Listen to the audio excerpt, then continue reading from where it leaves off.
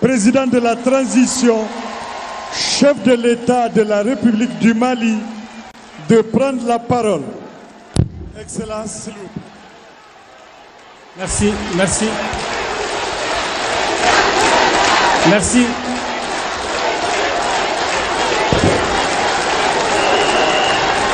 Merci, merci.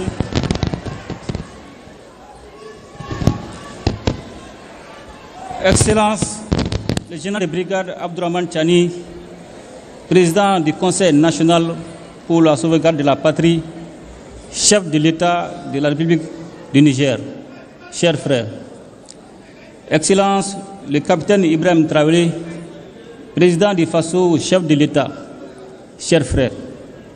Mesdames et messieurs les ministres du Burkina, du Mali et du Niger, mesdames et messieurs les hauts fonctionnaires, mesdames et messieurs de la presse et distingués invités. À l'entame de mon propos, je voudrais exprimer mes sincères remerciements et ma gratitude ainsi que ceux de la délégation qui m'accompagne au général de brigade Abdourahmane Tiani, président du Conseil national pour la sauvegarde de la patrie, chef de l'État de la République du Niger, et au peuple nigérien pour l'accueil chaleureux et la délicate attention dont nous avons fait l'objet depuis notre arrivée en cette terre hospitalière, en terre AES, chaleureuse et si riche de sa diversité qu'est le Niger. Cette hospitalité est le reflet de la fraternité et de la solidarité qui unissent nos trois nations. Excellences, mesdames et messieurs, le 16 septembre 2023, en signant la charte du Liptako Gourmand, nous avons collectivement pris la décision courageuse de créer l'Alliance des États du Sahel, AES.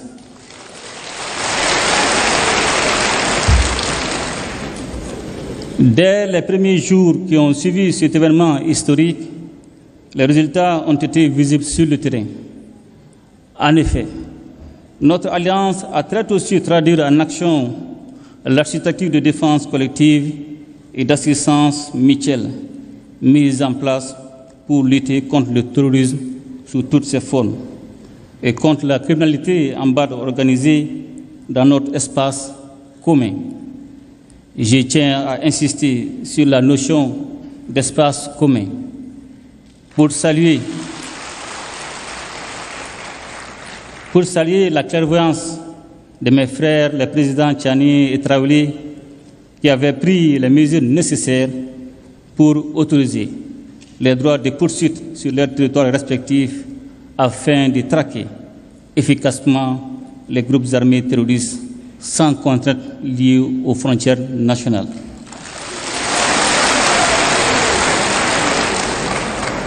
La dimension sécuritaire à l'origine de la création de l'AES est parfaitement prise en charge par nos forces de défense et de sécurité qui opèrent en totale complémentarité face aux attaques terroristes. Nos forces se projettent désormais en posture offensive pour neutraliser ces groupes sans foi ni loi. L'engagement et la détermination de nos hommes et femmes au combat forcent notre fierté, notamment au vu du recul indéniable de l'insécurité dans l'espace AES. La meilleure illustration de cette avancée sécuritaire est le retour de l'État, des administrations et des populations dans des localités longtemps, bien trop longtemps occupées par les groupes armés terroristes appuyés par leurs sponsors extérieurs. Ainsi, aujourd'hui, il est évident que la paix a changé de camp. Pour preuve, nous assistons régulièrement à des actes de reddition d'éléments terroristes qui déposent les armes devant nos armées nationales. La mise en place de la force conjointe des États du Sahel en mars 2024 est le symbole de notre unité d'action et de notre détermination à protéger ensemble nos populations et à préserver notre souveraineté. Excellences, Mesdames et Messieurs, j'y parlais un peu plus tôt des droits de poursuite qui, le temps des opérations antiterroristes, abolissent les frontières entre nos trois États. Et je voudrais profiter de cette occasion pour aborder l'un des autres aspects essentiels de notre alliance commune, celui de la libre circulation des personnes et des biens. Trop souvent, les populations de nos États respectifs ont entendu prôner le principe de cette libre circulation sans qu'il ne soit une réalité vécue. Tant les tracasseries administratives et routières ont dévoyé cette ambition. D'ailleurs, je sais qu'avec mes frères, les présidents Tchani et Traoré, nous ne dirons bientôt plus les populations respectives de nos pays, mais plutôt nos populations AES.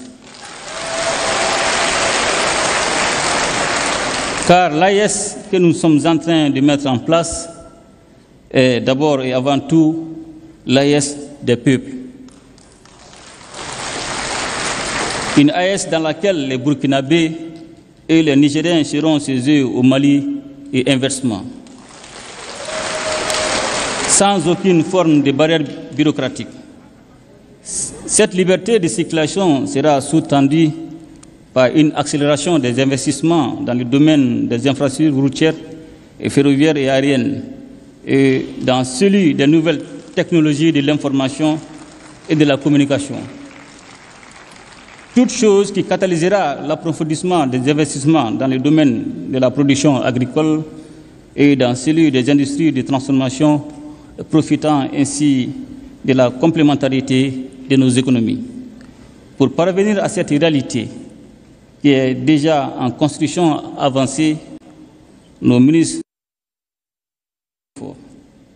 En effet, ils ont tenu en moins d'un an 4 rencontres sectorielles et élargies qui ont permis de poser les jalons nécessaires à une alliance des États du Sahel aux compétences renforcées. Les ministres chargés de l'économie et des finances ont ouvert la voie à la coordination dans le domaine du développement économique en formulant à Bamako, le 25 novembre 2023, des recommandations pertinentes en vue d'un développement harmonieux de l'espace AES. Elles ont concerné les aspects touchant le renforcement d'un cadre commun et harmonisé des politiques publiques dans les domaines économiques, financiers, minéral, éducatif, environnemental et culturel, et la réalisation des projets structurants en commun.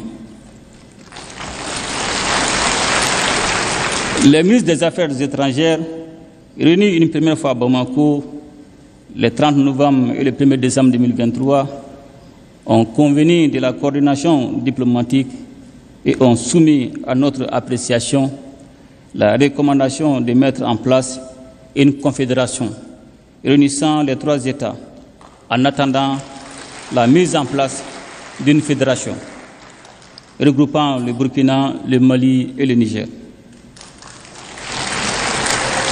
De manière proactive, une réunion ministérielle élargie s'est tenue à Ouagadougou le 15 février 2024 pour élaborer les avant-projets des documents relatifs à la Confédération.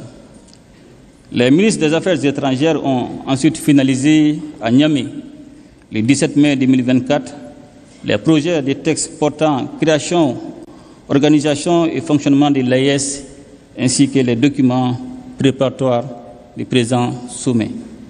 J'ai tenu à faire ce rappel, Excellences, mes chers frères, pour adresser nos chaleureuses félicitations à nos ministres et à leur équipe technique pour le travail abattu en si peu de temps. Et surtout pour la qualité des documents qu'ils ont soumis à notre appréciation. J'ai particulièrement jugé utile de saluer, à travers les projets de textes élaborés, le maintien des valeurs chères à nos cœurs, à savoir les valeurs de fraternité, de solidarité, de complémentarité, mais aussi et surtout l'importance de placer et de garder les populations au centre de l'action de la Confédération. Je me réjouis par ailleurs de l'esprit constructif qui a prévalu durant les différents travaux.